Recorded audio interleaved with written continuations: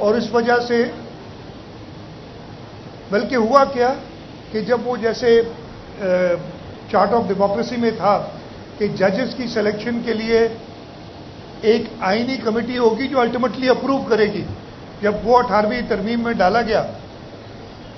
तो उस वक्त के चीफ जस्टिस ने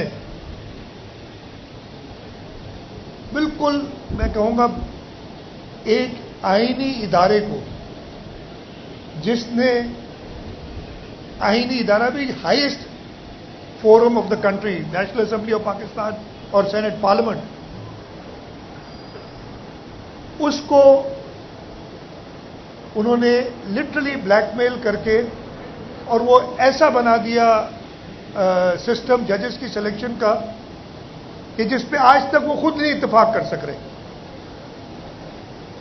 मुझे याद है मैं एक बार एक judicial commission of Pakistan as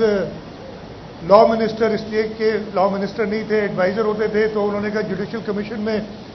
वजीर आ सकता है, एडवाइजर नहीं आ सकता। तो मैं खुद गया था वो जजेस की सिलेक्शन पे। ज़्यादा डिटेल ऑब्वियसली मैं नहीं बता सकता आपको, लेकिन मैं एक चीज़ ज़रूर कहूँगा, मैंने जब उनके जो जजेस की कंफर्मेशन की बात थी सिंध हाई कोर्ट के, तो सारे जो जज साहिबान बैठे हुए थे, सीनियर चीफ जस्टिस साहब थे, सीनियर 3-4 जजेस थे,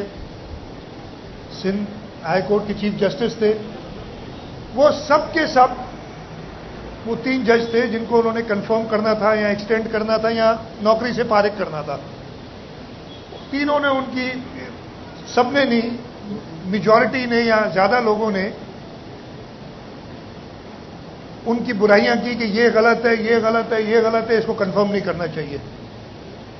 तो जब मेरी बारी आई तो मैंने कहा कि मैं ज्यादा और कुछ नहीं हूं, आप लोगों का मैं नहीं जानता इनको, मैं कानून का शागिर्द भी नहीं हूं, लेकिन एक ऑब्जर्वेशन मेरी है जो मैं आपको बताना चाहता हूं, ये रिकॉर्ड पे उनके, कि जो आप सारे हैं ना बैठे हुए,